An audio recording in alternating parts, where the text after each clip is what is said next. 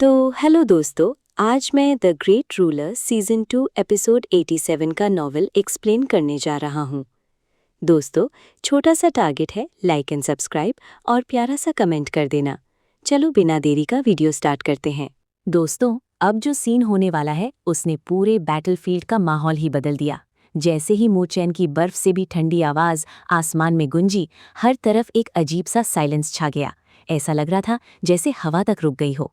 वहां मौजूद हर एक्सपर्ट के चेहरे पर सिर्फ एक ही एक्सप्रेशन था, शॉक। सबने मूचैन के चेहरे की तरफ देखा और तुरंत समझ गए कि इस बार वो बिल्कुल सीरियस है। उसके चेहरे पर ना गुस्सा था, ना एक्साइटमेंट और ना ही किसी तरह की इमोशन। लेकिन वही इमोशनलेस एक्सप्रेशन सबसे ज्यादा डेंजरस था। ये क्लियर सिग्नल था कि मूचैन अब किसी को माफ करने के मूड में बिल्कुल नहीं है। दूसरी तरफ शाओ हुआंग एक पल के लिए बिल्कुल जम गया। उसने कभी इमेजिन भी नहीं किया था कि मूचैन इतनी बड़ी डिमांड करेगा। अगले ही सेकंड उसका चेहरा गुस्से से भर गया और वो जोर से चिल्लाया, तुमने अभी क्या कहा? लेकिन मूचैन के एक्सप्रेशन में जरा सा भी चेंज नहीं आया। उसकी आंखों में सिर्फ एक ही चीज नजर आ रही थी, किलिंग इंटेंट। शाओ हुआंग भी अपना कंट्रोल खो बैठा। उसकी आंखों में खून उतर आया और वो गुस्से में दहाड़ते हुए बोला कि मूचैन में इतनी कैपेबिलिटी ही नहीं है कि अकेडमी अलायंस जैसे एक्सपर्ट्स का एक हाथ छीन सके। लेकिन उन दोनों की धमकियों का मूचैन पर कोई इफेक्ट नहीं हुआ। वो बस उन दोनों को शांत नजरों से देख रहा था। उसके बॉडी से निकल रहा किलिंग इंटेंट और भी ज्यादा हेवी होता जा रहा था। मूचैन के दिमाग में सब कुछ बिल्कुल क्लियर था। मोशियू और बाकी दो एक्सपर्ट्स को उसने इसलिए छोड़ दिया था क्योंकि उनके साथ उसकी कोई पर्सनल दुश्मनी नहीं थी। उनके बीच बस कंपटीशन था। लेकिन शाओ ब्रदर्स बिल्कुल अलग केस थे। शुरू से ही उन्होंने मूचैन को नीचा दिखाने की कोशिश की थी और जब मूचैन पहले स्पिरिचुअल एरे में ट्रैप हुआ था तब शाओ हुआंग ने उस पर बिल्कुल भी मर्सी नहीं दिखाई थी। इसलिए अब मूचैन के पास उन्हें माफ करने की कोई वजह ही नहीं बची थी। मूचैन हमेशा मानता था कि ज़रूरत से ज़्यादा काइंडनेस कभी रिस्पेक्ट नहीं दिलाती। अगर हर बार एनिमी को छोड़ दिया जाए तो लोग उसे दया नहीं, वीकनेस समझने लगते हैं। और अगर बैटलफील्ड में किसी ने तुम्हारी काइंडनेस को वीकनेस समझ लिया तो फ्यूचर में हर कोई तुम्हें चैलेंज करेगा।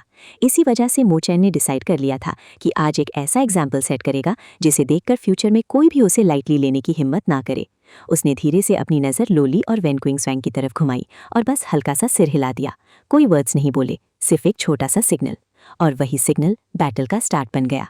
लोली ने तुरंत अपनी लो गॉड स्वॉर्ड को मजबूती से पकड़ लिया। अगले ही सेकंड उस स्वॉर्ड से इतनी टेरिफाइंग स्वॉर्ड की निकलने लगी कि आसपास की स्पेस तक हिलने लगी। हवा तेज आवाज करने लगी और स्पिरिचुअल एनर्जी वायलेंट तरीके से सर्कुलेट होने लगी। लोली ने बिल्कुल शांत एक्सप्रेशन के साथ अपनी स्वॉर्ड की टिप सीधा शाओ ब्रदर्स की तरफ कर दी। उसके चेहरे पर ना गुस्सा था और ना ही एक्साइटमेंट, लेकिन उसकी खामोशी ही सबसे बड़ा प्रेशर क्रिएट कर रही थी।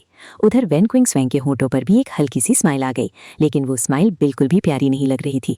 उस स्माइल के अंदर ठंडी क्रूएल्टी छुपी हुई थी। उसने अपना गोल्डन वॉर स्पीयर मजबूती से पकड़ा। उसके लंबे काले बाल हवा में लहरा रहे थे। उसकी फीनिक्स आईज में सिर्फ कॉन्फिडेंस और डोमिनेंस नजर आ रहा था। अगले ही पल उसके बॉडी से डैजलिंग गोल्डन लाइट फूट पड़ी। पावरफुल स्पिरिचुअल एनर्जी की वेव्स हर डायरेक्शन में फैल गई। जब लोली और वेन क्विंगस्वैंग दोनों ने एक साथ शाओ ब्रदर्स को टारगेट किया तो पूरे बैटलफील्ड का एटमॉस्फेयर बदल गया। वहां खड़े हर एक्सपर्ट के दिल की धड़कन तेज हो गई। सबको एक ही फीलिंग आ रही थी, डेंजर। और वो भी ऐसा डेंजर जिससे बचना ऑलमोस्ट इम्पॉसिबल था। शाओ ब्रदर्स ने एक दूसरे की तरफ देखा और बिना एक सेकंड वेस्ट किए डिसीजन ले लिया, चलो। दोनों जोर से दहाड़े और लाइट की बीम बनकर फुल स्पीड में बैटलफील्ड से भागने लगे। उन्हें समझ आ गया था कि अगर एक सेकंड और रुक गए तो रिजल्ट बहुत बुरा होगा। लेकिन उनकी स्पीड चाहे कितनी भी फास्ट हो, लोली उससे कई गुना ज्यादा फास्ट थी। एक पल पहले तक वो अपनी जगह खड़ी थी और अगले ही सेकंड वो सीधा शाओ ब्रदर्स के सामने खड़ी थी। उसकी मूवमेंट इतनी फास्ट थी कि किसी को उसका शैडो तक नहीं दिखा। लोली ने बिना किसी एक्स्ट्रा मूवमेंट के अपनी लो गॉड स्वॉर्ड को धीरे से स्लैश किया। बस एक सिंपल अटैक, लेकिन उस अटैक के साथ ही सामने की स्पेस सीधी कट होती हुई नजर आई। एक ब्लाइंडिंग स्वॉर्ड लाइट लाइटनिंग की स्पीड से शाओ वैंग की चेस्ट की तरफ शूट कर गई। शाओ वैंग का चेहरा तुरंत सफेद पड़ गया। उसने पैनिक में अपना फ्लेमिंग बो निकाला और फुल पावर के साथ एक ब्लेजिंग एरो रिलीज कर दिया। लेकिन उस एरो का रिजल्ट सिर्फ एक सेकंड में सामने आ गया। स्वॉर्ड लाइट ने उस ब्लेजिंग एरो को बीच से दो टुकड़ों में काट दिया और बिना स्पीड कम किए सीधा शाओ वैंग की चेस्ट पर जा लगी। एक डेफनिंग एक्सप्लोजन गुंजा। शाओ वैंग के कपड़े तुरंत फट गए। उनके अंदर छुपा हुआ एक डिफेंसिव स्पिरिचुअल आर्मर सबके सामने आ गया। आर्मर से पावरफुल स्पिरिचुअल बैरियर एक्टिवेट हुआ और उसके बॉडी को प्रोटेक्ट करने लगा। सबको लगा शायद ये अटैक रुक जाएगा, लेकिन सिर्फ एक पल के लिए। अगला सेकंड आते ही लोली की स्वॉर्ड ने उस डिफेंसिव बैरियर को भी पेपर की तरह चीर दिया। आर्मर टूट गया, स्वॉर्ड की सीधा शाओ वैंग की चेस्ट तक पहुंच गई। उसकी चेस्ट से खून का फाउंटेन निकल पड़ा।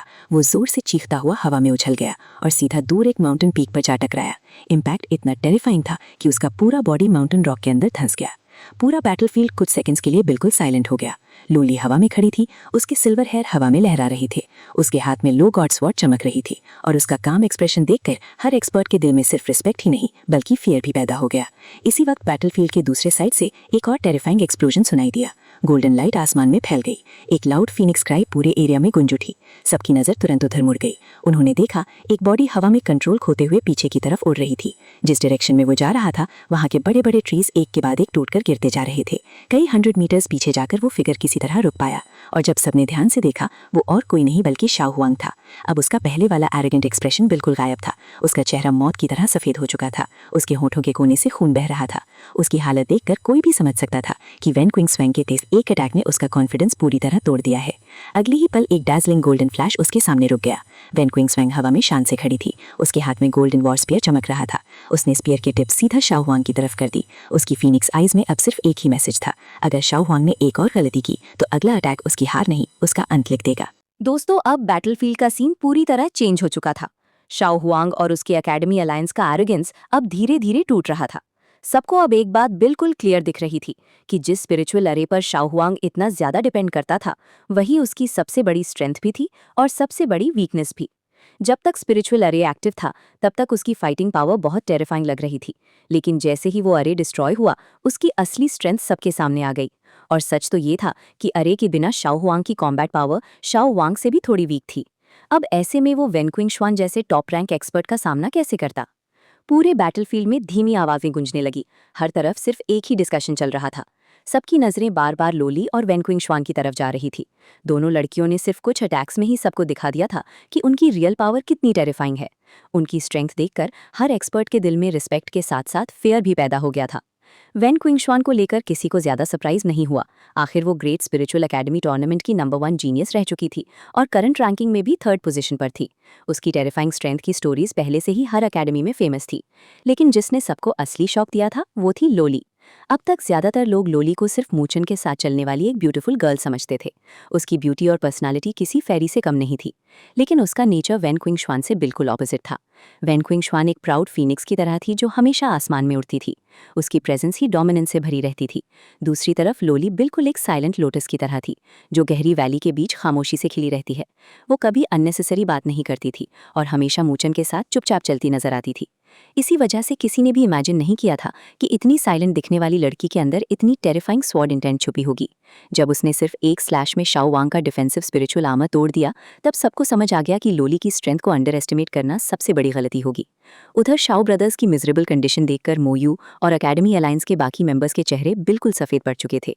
उनके अंदर भागने की हिम्मत तक नहीं बची थी। सबकी आंखों में सिर्फ हेल्पलेसनेस नजर आ रही थी। उन्हें फाइनली समझ आ गया था कि मूचन अब वो इंसान नहीं रहा जिसे वो पहले लाइटली लेते थे। मूचन की ग्रोथ स्पीड इतनी टेरिफाइंग थी कि उनकी इमेजिनेशन भी उस तक नहीं पहुंच पा रही थी। हर बैटल के बाद वो और भी पावरफुल होता जा रहा था और आज उसने उन सबको कंप्लीटली क्रश कर दिया था। मूचन ने बस एक बार उन सब पर बेपरवाह नजर डाली और फिर अपनी अटेंशन दोबारा शाओ हुआन पर फोकस कर दी। उसके होंठों पर एक हल्की सी स्माइल थी, लेकिन उस स्माइल के अंदर छुपा प्रेशर शाओ हुआन को और भी डरा रहा था। मूचन ने शांत आवाज में पूछा, तो बताओ, अब भी अपना डिसीजन चेंज नहीं करोगे? ये वर्ड सुनते ही शाओ हुआन का दिल जोर से धड़क उठा, लेकिन उसके जवाब देने से पहले ही मूचन ने अपना हाथ उठाया और सीधा लोली और वेन क्विंगशुआन की तरफ एक सिंपल सा सिग्नल कर दिया। वो सिग्नल किसी ऑर्डर से कम नहीं था। लोली और वेन क्विंगशुआन ने बिना कुछ कहे सिर्फ हल्का सा सिर हिला दिया। अगले ही सेकंड उनकी आंखों में दोबारा वही कोल्ड किलिंग इंटेंट चमक उठा। ये देखते ही शाओ हुआन का चेहरा बिल्कुल बदल गया। उसने तुरंत जोर से चिल्लाकर कहा, रुको। अब उसकी आवाज में पहले वाला एरोगेंस बिल्कुल नहीं था, सिर्फ पैनिक था। उसे समझ आ गया था कि अगर उसने 1 सेकंड और डिले किया तो मूचन सच में उसका एक हाथ छीन लेगा।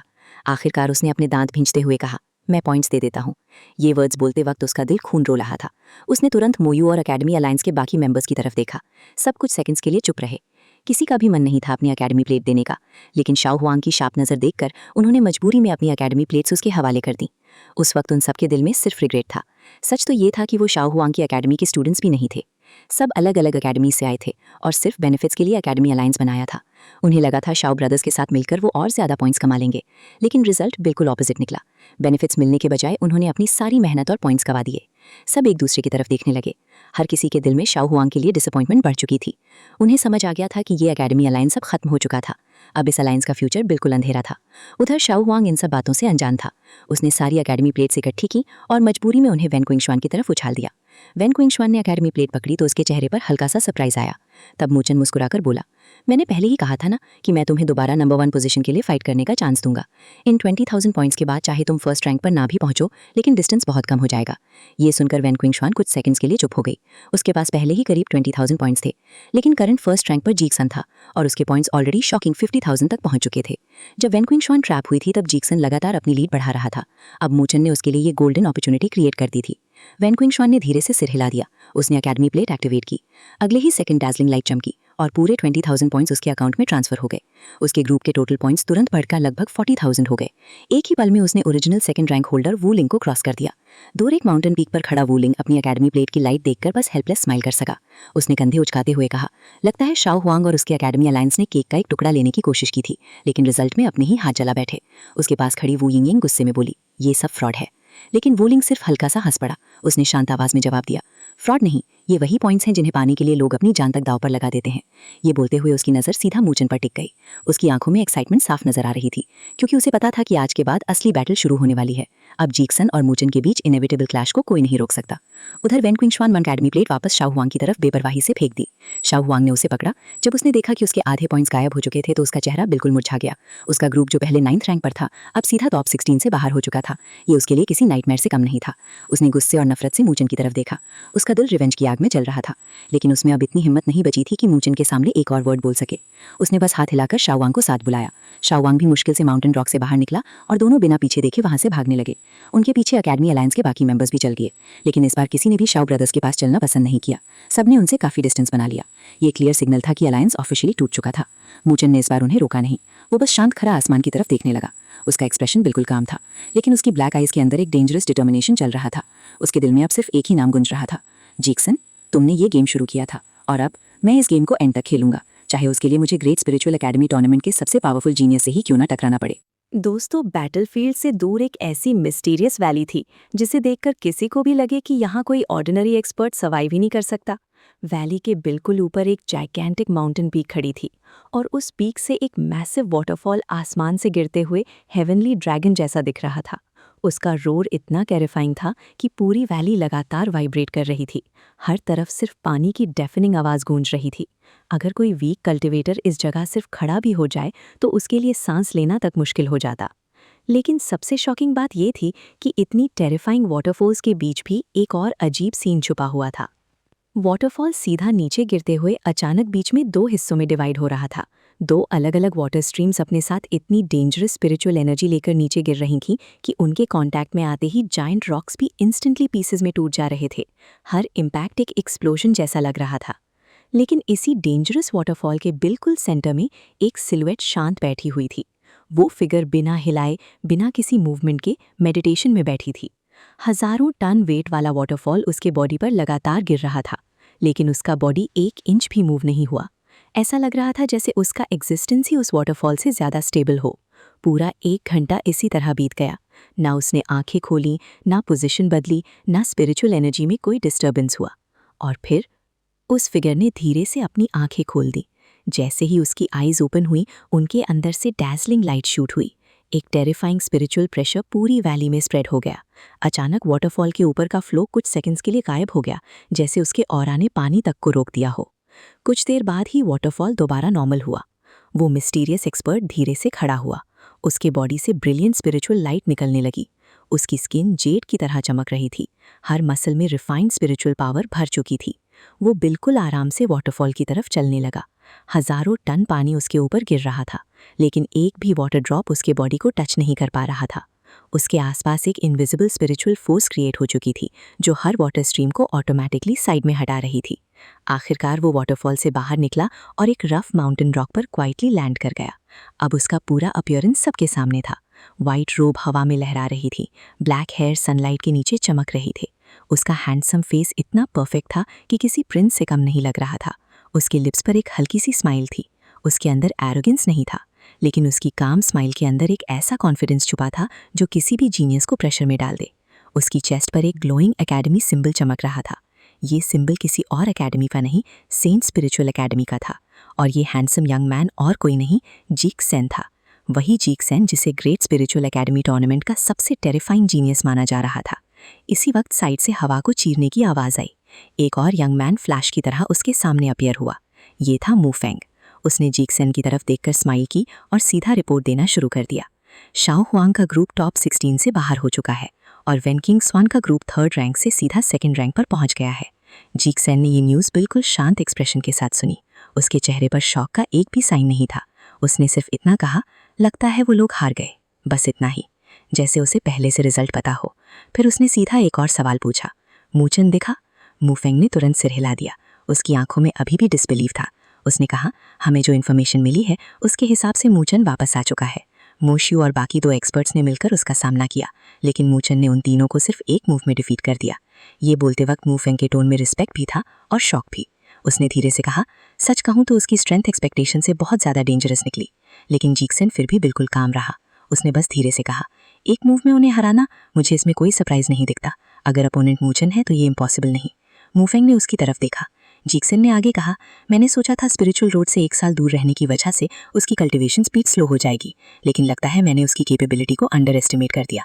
उसके वर्ड्स बिल्कुल नॉर्मल थे, लेकिन उनके अंदर एक डेंजरस मीनिंग छुपा हुआ था। जीक्सन पहले से मूचन को ऑब्जर्व करता आ रहा था और उसे पता था कि मूचन ऑर्डिनरी जीनियस नहीं है। अचानक जीक्सन ने एक और सवाल पूछा, मूशियो और बाकी 2 के पॉइंट्स क्यों नहीं गिरे? मूफेंग ने तुरंत जवाब दिया, मूचन ने उनसे पॉइंट्स नहीं लिए, उसने उन्हें जाने दिया। लेकिन शाओ हुआंग और एकेडमी अलायंस के साथ उसने बिल्कुल मर्सी नहीं दिखाई। उसने सीधा वार्निंग दी कि अगर पॉइंट्स नहीं दिए तो एक हाथ छोड़कर जाना पड़ेगा। ये सुनकर जीक्सन की आंखें थोड़ी सी सिकुड़ गईं। उसके लिप्स पर हल्की सी स्माइल आ गई। उसने धीरे से कहा, इंटरेस्टिंग, एक तरफ काइंडनेस और दूसरी तरफ एब्सोल्यूट डोमिनेंस। ये मूव सच में इंटेलिजेंट था।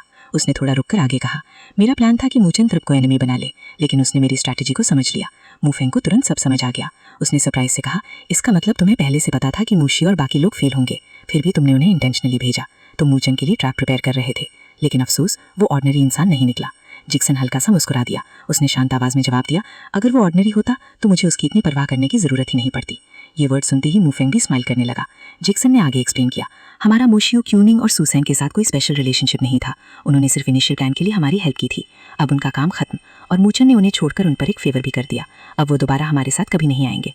मूफेंग हंस पड़ा। उसने कॉन्फिडेंटली कहा, वो लोग वैसे भी सिर्फ स्मॉल कैरेक्टर्स हैं। उन्हें लगता है बिना प्रोटेक्शन के टॉप 16 में टिक पाएंगे, लेकिन उनके पीछे कितने पावरफुल ग्रुप्स वेट कर रहे हैं।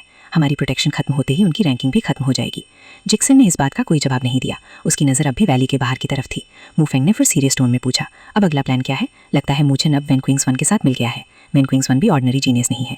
अगर दोनों साथ आ गए तो फ्यूचर में प्रॉब्लम क्रिएट हो सकती है। जिक्सन ने धीरे से सिर हिला दिया। उसने माना कि वेन क्विंग्स 1 की स्ट्रेंथ को इग्नोर नहीं किया जा सकता, लेकिन उसके चेहरे पर टेंशन का एक भी साइन नहीं था। उसने सिर्फ इतना कहा, जल्दी टेंशन लेने की ज़रूरत नहीं, उनके बारे में सोचकर अपना माइंड डिस्टर्ब मत करो। उसकी आंखों में कोल्ड लाइट चमकी। फिर उसने धीरे से कहा, स्पिरिचुअल रोड के टाइम मैंने ही मूचन को वहाँ से बाहर निकाला था। उस वक्त वो मेरे सामने हार गया था, लेकिन इस बार मैं उसे सिर्फ हराना नहीं चाहता, मैं उसे ये समझाना चाहता हूँ कि असली विनर कौन होता है। ये वर्ड सुनते ही मूफेंग के चेहरे पर कॉन्फिडेंस वापस आ गया। उसने बिना किसी हेजिटेशन के सिर हिला दिया, क्योंकि इतने दिनों से जिक्सन के साथ रहकर उसने उसकी असली स्ट्रेंथ देखी थी। उसे बिल्कुल यकीन था, ग्रेट स्पिरिचुअल एकेडमी टूर्नामेंट में चाहे कितने भी टॉप लेवल जीनियस मौजूद हो, चाहे मूचन कितने भी फास्ट ग्रोथ कर रहा हो, उसके हिसाब से अभी भी एक ही इंसान सबसे ऊपर खड़ा था, और उसका नाम था जिक्सन।